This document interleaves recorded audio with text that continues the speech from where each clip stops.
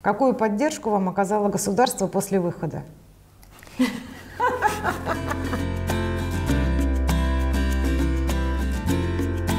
Я теперь знаю жизнь, я говорю, вот от звезд до самого дна. В тюрьме человек перековывается, понимает, что такое людское. Интересный подход к жизни.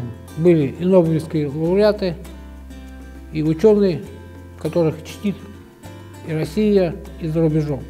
Зависит от самого себя. Да, как сам ты себя воспринимаешь. Вот именно. Первое время через дорогу не мог перейти.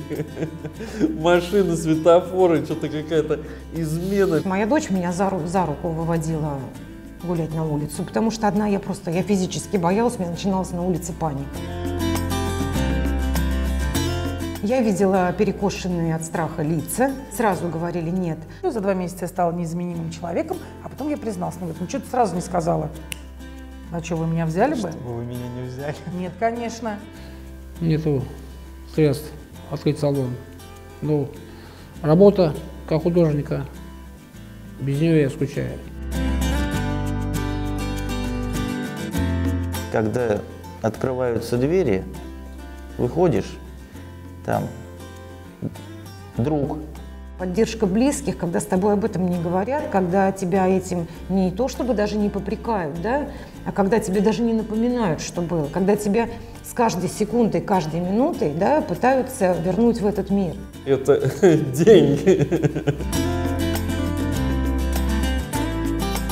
Очень известный кунцевский маньяк. А, ну то есть он как и там себя вел так же? Нет, там вот в библиотеке работал. Ну разве это страшный человек?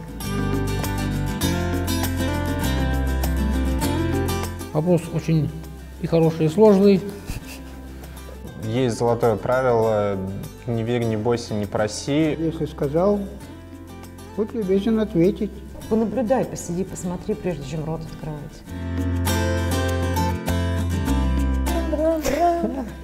Да, у меня, кстати, художественный все-таки. Я вижу, что они художественные. У женщин с этим очень строго, хотя у нас была девочка, которая втихаря где-то там под одеялом била девчонкам татушки. И очень хороший татуировщик. Споет такую песню о главном, что она, развесит уши и будет с тобой. Это, опять же, не очень хорошие аспекты. Заключенным, который ведет нормальный образ жизни, умеет поддержать, умеет пошутить, умеет посмеяться. Он как депутат практически. С политзеком многие девушки хотят познакомиться. С политическим, конечно. Я немножечко на съемке. Буду ехать обратно, перезвоню, ладно? Актуальный вопрос. Абсолютно верно. На хлебе, на чае, на сладком можно прожить. В легкую.